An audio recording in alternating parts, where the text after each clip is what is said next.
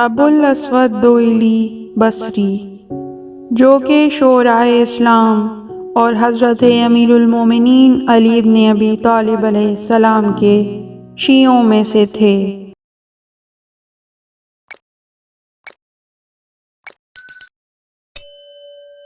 اور جنگ صفین میں حاضر تھے، اور یہ وہی تھے جنہوں نے علم نحو کو جناب امیر المومنین سے اس کی اصل اور قاعدہ اخذ کرنے کے بعد ترتیب دیا تھا۔ امیر المومنین علی بن ابی طالب علیہ السلام نے انہیں حکم دیا تھا کہ میں یہ دیکھتا ہوں کہ بدو عرب عربی پڑھنے میں غلطی کرتے ہیں، لہٰذا میں تمہیں علم نحو تعلیم کرتا ہوں، تم اسے ترتیب دو۔ یہی وہ شخص ہیں جنہوں نے قرآن پر اعراب اور نقطے لگائے۔ زیاد بن عبیہ کے زمانے میں معاویہ نے ایک دفعہ ان کے لیے ہدیہ بھیجا جس میں کچھ حلوہ بھی تھا۔ یہ اس لیے بھیجا تاکہ یہ محبت امیر المومنین سے منحرف ہو جائیں۔ ان کی ایک بیٹی نے، جس کی عمر 5 یا 6 سال کی تھی، اس حلوے سے کچھ اٹھا کر منہ میں رکھ لیا۔ ابو الاسود نے کہا، اے بیٹی، یہ حلوہ معاویہ نے ہمارے پاس اس لیے بھیجا ہے تاکہ ہمیں امیر المومنین علی بن ابی طالب علیہ السلام کی محبت سے منحرف کر دے۔ بچی کہنے لگی، خدا اس کو قبیح قرار دے، کیا وہ ہمیں پاکیزہ و پاک سردار کے بارے میں دھوکہ دینا چاہتا ہے؟ خوشبودار شہد کے ساتھ ہلاکت ہے بھیجنے والے اور کھانے والے کے لیے۔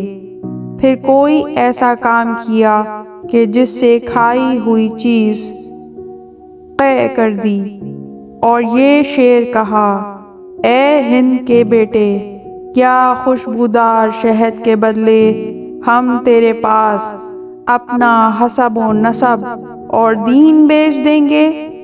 معاذ اللہ، یہ کیسے ہو سکتا ہے؟ حالانکہ ہمارے آقا و مولا امیر المومنین علی ابن ابی طالب علیہ السلام ہیں۔ 69 ہجری میں طاعون سے 85 سال کی عمر میں ابو الاسود نے بصرہ میں وفات پائی۔ ابن شہر آشوب اور دوسرے علماء نے ابو الاسود کے اشعار حضرت امیر المومنین علی بن ابی طالب علیہ السلام کے مرثیے میں بیان کیے ہیں۔ مرثیے کا پہلا شعر یہ ہے، اے آنکھ بہہ اور میری مدد کر، پھر گریہ کر امیر المومنین پر۔ ابو الاسود شاعر طلیق اللسان اور فوری جواب دینے والے تھے۔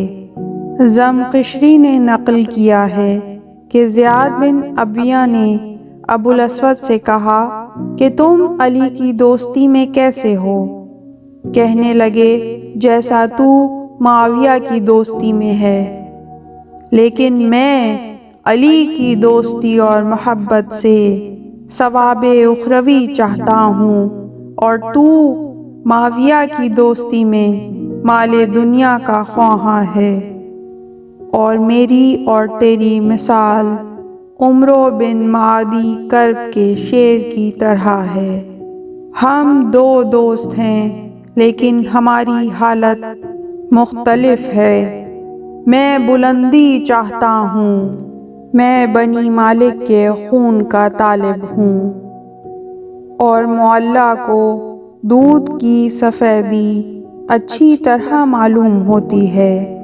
اور زمخشری نے یہ شعر بھی انہی سے روایت کیا ہے، اے مجھے آل محمد کی محبت پر ملامت کرنے والے، تیرے منہ میں خاک ہو، پھر تو اپنی ملامت چھوڑ دے یا زیادہ کرے۔ جو شخص ان کی محبت کی رسی کو مضبوطی سے نہیں پکڑے ہوئے، تو وہ جان لے کہ اس کی ولادت حلال زادے کی ولادت نہیں ہے۔ اللہم صلی علی محمد و آل محمد۔ پروردگار رحمتیں نازل فرما محمد اور ان کی پاک آل پر ہزاروں کروڑوں درود و سلام۔ اللہم عجل لولیک الفرج۔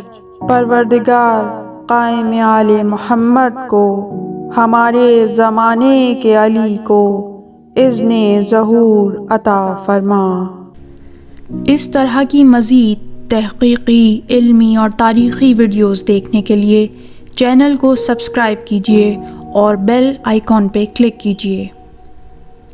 ویڈیو کو لائک کریں اور کامنٹس کے ذریعے بتائیے کہ آپ کو ویڈیو کیسی لگی۔ اگلی ویڈیو تک کے لیے خدا نگہدار۔